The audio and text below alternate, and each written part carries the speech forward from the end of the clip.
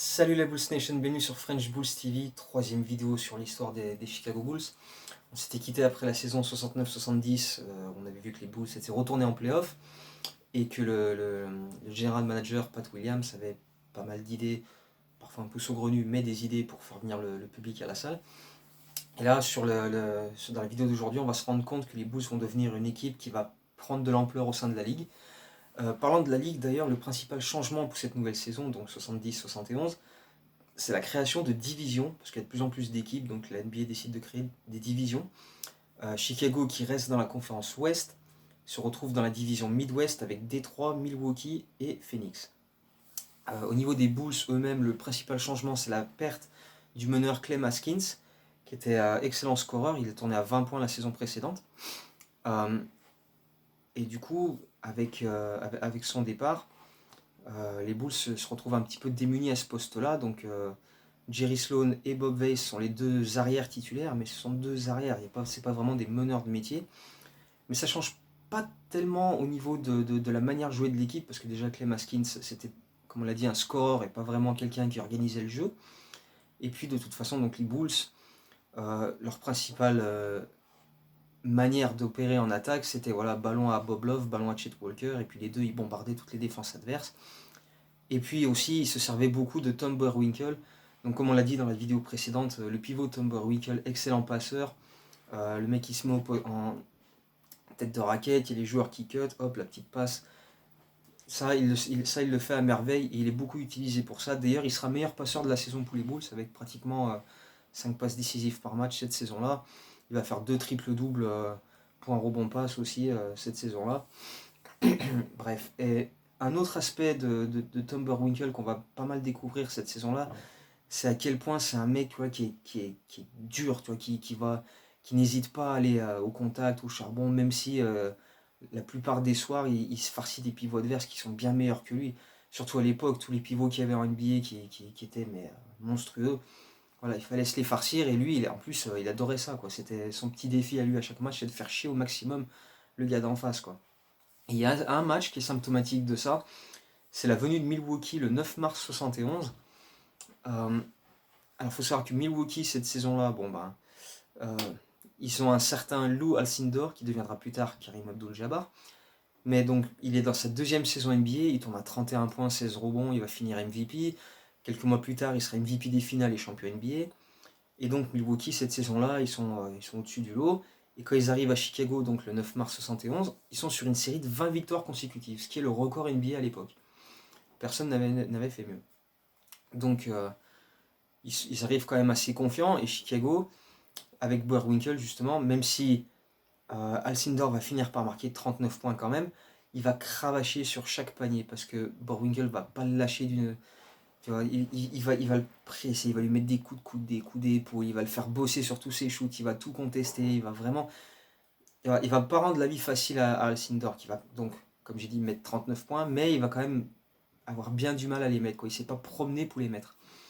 Et puis en face, donc Boerwinkle va finir avec 21 points, 33 rebonds, et Chicago va battre Milwaukee en prolongation.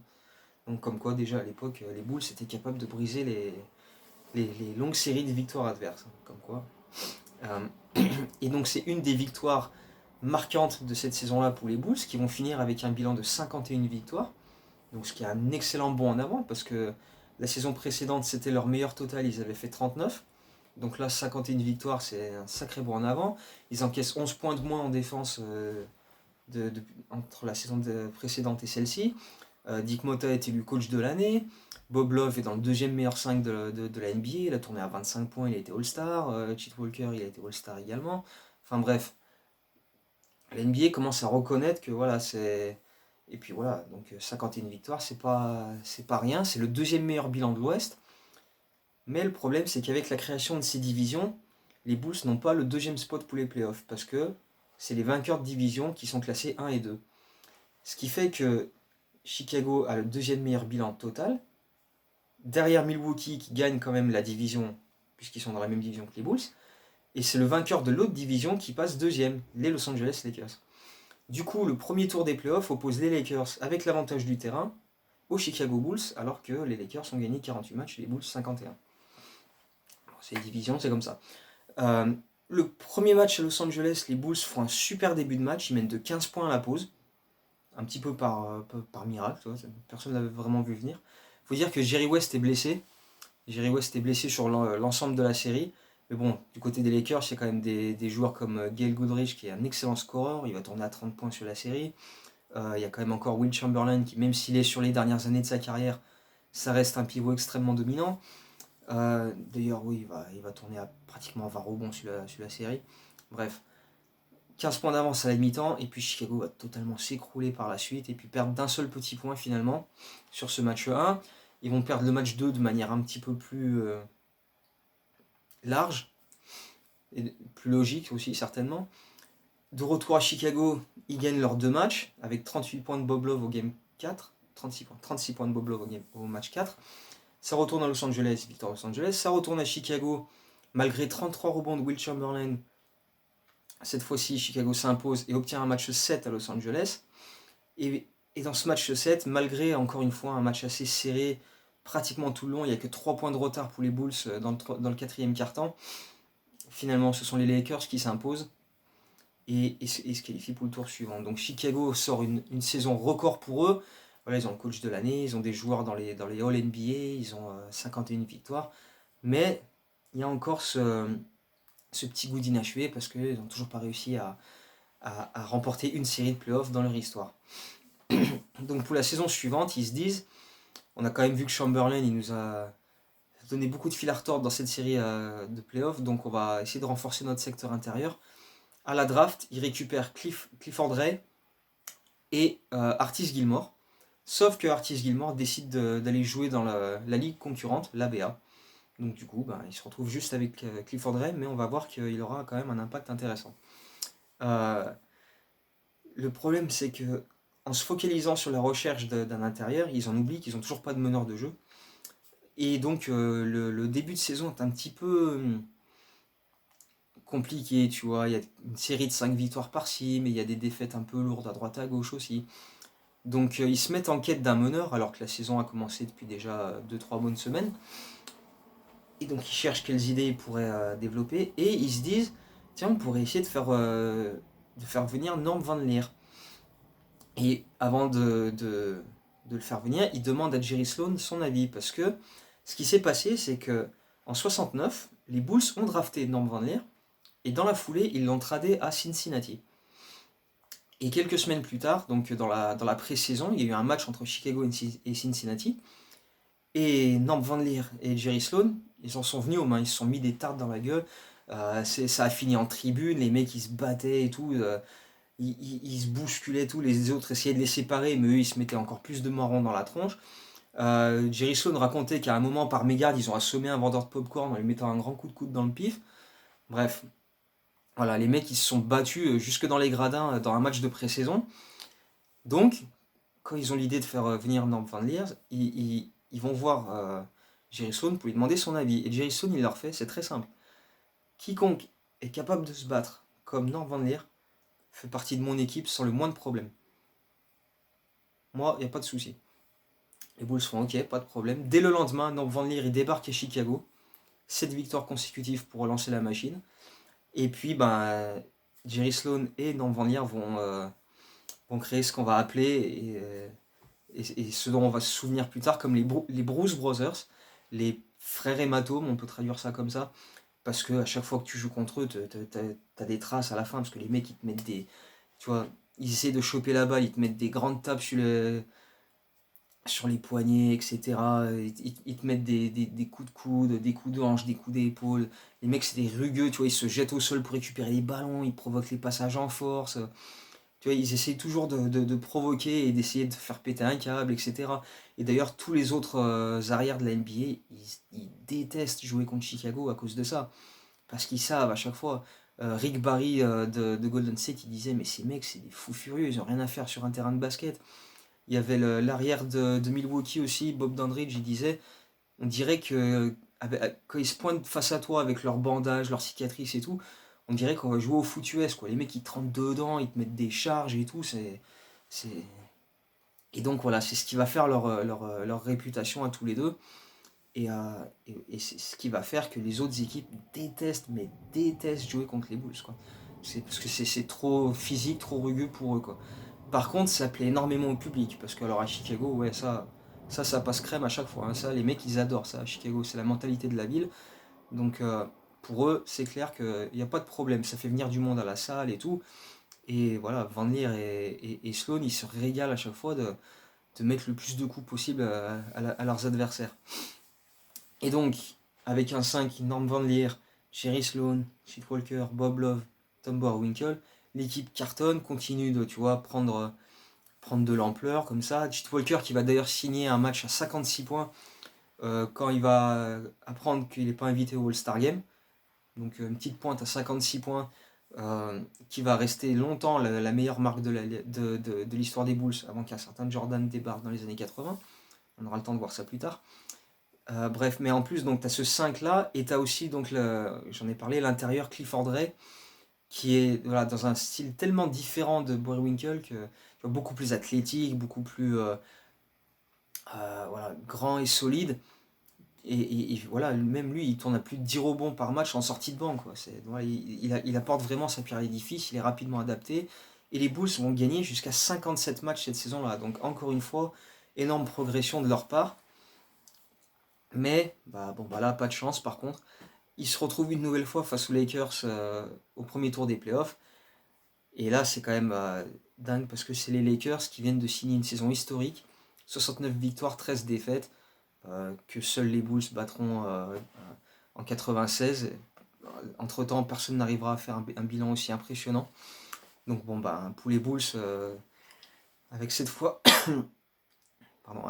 Jerry West qui est de retour parce qu'il était blessé la saison précédente, pour les playoffs en tout cas, avec toujours Gail Goodrich, avec toujours Will Chamberlain, cette fois, il y a beaucoup moins de suspense. Malheureusement, les Bulls prennent un sweep assez violent, il n'y a pas photo sur cette série-là. Les Lakers étaient de toute façon beaucoup trop forts. Donc voilà, c'est comme ça, il n'y avait pas grand-chose à faire cette année-là. 69 victoires, 13 défaites. Malgré la super saison des Bulls, voilà, c'est ça qui est dommage. Tu vois, ils ont continué à progresser, ils sont vraiment sur la pente ascendante, mais ils n'arrivent toujours pas à passer ce cap en playoff, tu vois, de gagner une série de playoffs, quoi. Pour la saison suivante, Tom Boerwinkle se blesse gravement à la cheville assez vite dans la saison, je crois dès le 3e match à Boston. Alors ça met Clifford Ray dans le 5 de départ, mais c'est pas tant pour déplaire à Norm Van Leer, comme ça il peut accélérer le jeu, parce que Clifford Ray c'est quand même un joueur beaucoup plus athlétique que Boerwinkle qui est quand même très pâteau. Donc du coup ça permet d'accélérer le rythme de jeu, donc les Bulls s'en sortent finalement pas trop mal avec ça. La saison régulière est encore une fois très correcte avec 51 victoires. Il y a même un match contre les Knicks où ils établissent leur record en rattrapant 26 points de retard pour s'imposer. C'est le plus gros comeback de l'histoire des Bulls, 26 points. Mais donc voilà, une saison régulière plutôt sans encombre avec 51 victoires donc. Et encore une fois, c'est foutu Lakers qui se dressent sur la route des Bulls dès le premier tour des playoffs avec encore une fois avantage du terrain pour les Californiens. Alors un petit peu comme les 2 saisons précédentes, c'est l'équipe à domicile qui va gagner ses matchs, hein. Los Angeles gagne les 2 premiers, Chicago gagne les 2 d'après, Los Angeles gagne le 5e à la maison. Le Game 6 à Chicago, il y a un excellent Norm Van Leer qui met 27 points et qui limite Gail Goodrich à 4 points seulement. Et il arrache le match 7 à Los Angeles. Et dans ce match 7, il va signer 14 rebonds, il va attaquer le cercle. Norm Van Leer, il va tout faire, il va être vraiment à fond sur ce match-là pour essayer de faire progresser les siens au tour suivant. En plus, sur ce match-là, ce match 7, Jerry Sloan est absent. Il s'est blessé à la fin du match 6, donc du coup, Norm Van Leer prend les responsabilités en attaque et en défense pour essayer d'aider les Bulls à enfin passer le cap. Et d'ailleurs, Chicago mène de 7 points à 3 minutes de la fin. Et là, ils se disent, bon allez, maintenant, on ferme boutique, on est capable de mieux défendre que les Lakers, ça va le faire, on va se qualifier, on va enfin les battre. Sauf que, comme l'expliquait justement Norm Van Leer, ils se sont mis un petit peu à jouer la montre, et ils ont commis des erreurs, des pertes de balles, parce que les Lakers voient que les Bulls essaient de gagner du temps, donc ils viennent les presser vachement plus haut, ils provoquent des erreurs, des pertes de balles, et puis ils font se mettre des lay-ups en contre-attaque. Donc ils signent un 10-2 qui leur permet d'avoir 1 point d'avance dans les dernières secondes. Mais Chicago a la dernière possession, donc ils mettent en place un système pour libérer Norm Van Leer qui va prendre un jumper. Il prend son shoot, et encore une fois, c'est lui qui explique, il dit je sentais bien que le shoot allait rentrer, j'avais pris un bon tir, on m'avait bien démarqué, mais Will Chamberlain a débarqué de nulle part et a contré mon shoot, et derrière il a servi Gail Goodrich qui est parti tout seul en transition, mettre 2 points, et on s'est fait éliminer comme ça. Le problème c'est que euh, normalement, enfin à l'époque ça n'existait pas, mais il n'y avait pas la règle du goaltending, c'est-à-dire donc contrer la balle en phase descendante. Donc Will Chamberlain a pu contrer le shoot comme de cette manière-là. Évidemment, si ça avait été avec les règles de maintenant, le panier aurait été validé à Norm Van Leer, parce que tu n'avais pas le droit de couper la course du ballon dans la phase descendante. Mais bon, à l'époque, c'était évidemment différent, et donc ça a permis aux Lakers de s'imposer une fois de plus. Donc 3 saisons consécutives où les Bulls chutent dès le premier tour des playoffs face à ces foutus Lakers, encore une fois. Donc c'est vrai que ça commence à faire beaucoup, mais tu sens quand même que voilà, c'est une équipe des Bulls qui vient de sortir 3 saisons de suite à plus de 50 victoires, qui, qui est vraiment sur la pente ascendante, même si les cadres commencent à prendre un petit peu de l'âge. Mais tu te dis, il y a encore moyen d'aller. Voilà, il faut que la saison prochaine soit réussie et qu'on essaye de enfin passer le cap en playoff. Le problème, c'est que le début de saison suivante, c'est un petit peu comme si les joueurs étaient un peu lassés et ils ont un peu de mal à démarrer la saison. Tu vois, il y a une défaite de 30 points chez les Lakers pour le premier match de la saison. Bon. Euh, et puis c'est très irrégulier, quoi. D'un match à l'autre, tu sais pas trop ce que les Bulls vont te proposer. Les New York Knicks qui sont champions en titre, les Bulls se jouent face à eux et les limitent à 69 points, tu vois. Donc ils arrivent à les contenir en défense. Et puis voilà, t'as plein des petites séries de 2-3 victoires par-ci, 3-4 défaites par-là. C'est un petit peu, voilà, ils sont à 18 victoires, 19 défaites à un moment donné. Ça se traîne un peu. Tom Boerwinkle, il a toujours autant de mal à se remettre de ses blessures. Donc Clifford Ray continue d'être titulaire et de faire du très bon taf. Euh, donc ça reste quand même un peu laborieux et surtout voilà, c'est très en dents de scie, quoi. Il n'y a pas de continuité. Et d'ailleurs, juste après le All-Star Game, les Bulls vont perdre un match à Détroit de 18 points. Et Dick Motta va passer un énorme coup de gueule. Il va faire oh, c'est pas possible, on est en train de faire n'importe quoi. Il leur met une grosse gueulante et les Bulls vont enchaîner 10 victoires consécutives et se lancer sur la fin de saison. Ouais. Donc ça va les relancer. Ils vont être à la lutte avec Milwaukee jusqu'à à peu près la mi-mars pour s'adjuger la division. Sauf que bon, bah, Milwaukee reste une équipe largement au-dessus. Ils vont venir s'imposer à Chicago à la mi-mars de 25 points et c'est ce qui va faire la différence au final. Donc Chicago bon, bah, restera deuxième de sa division. Mais cette fois-ci, au moment de débuter les playoffs, ils se retrouvent face aux Detroit Pistons. Euh, et ils sont quand même relativement confiants. Donc une nouvelle saison à plus de 50 victoires. Hein, ils finissent avec 54 victoires. Et Detroit a fini la saison avec 52 victoires. Donc Chicago a l'avantage du terrain. Ils se disent, bon, cette fois, c'est pas les Lakers, c'est quand même un petit peu plus jouable. Même si, bon, les Pistons, avec Bob Lanier notamment, c'est quand même pas non plus les premiers venus. Et d'ailleurs, les Bulls sont peut-être un peu trop confiants parce que Détroit gagne le premier match à Chicago. Dans la stupeur générale, tout le monde est là. Wow, alors pourtant, voilà, les deux équipes sont assez proches. Mais bon, Chicago va égaliser au deuxième match, va aller gagner le match 3 à Détroit grâce à Bob Love et surtout avec un seul petit point. Ils vont s'imposer d'un point à Détroit. Détroit va prendre le match suivant. Euh, et puis ensuite, les matchs 5 et 6 vont se jouer en 4 points à chaque fois. Donc Chicago en gagne un, Détroit en gagne un, et ça va arriver jusqu'au 7ème match. 7ème match donc à Chicago, et là, personne ne s'attendait à ce que la série aille aussi loin, mais finalement, enfin, les Bulls vont enfin s'imposer dans une série de playoffs. Donc c'est leur premier match 7 de leur histoire à domicile, parce que les fois d'avant c'était sur le parquet des Lakers. Et donc enfin, ils arrivent à s'imposer et à se qualifier pour un second tour de playoff pour les finales de conférence, parce que donc il y a premier tour, finale de conf et finale à l'époque, parce qu'il n'y avait pas encore 30 équipes évidemment.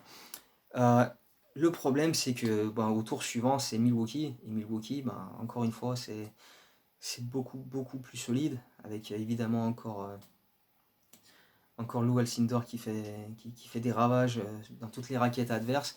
Et là, par contre, il n'y aura vraiment, vraiment pas de suspense. Un peu comme les Lakers 2 saisons plus tôt, ça va être un sweep assez violent.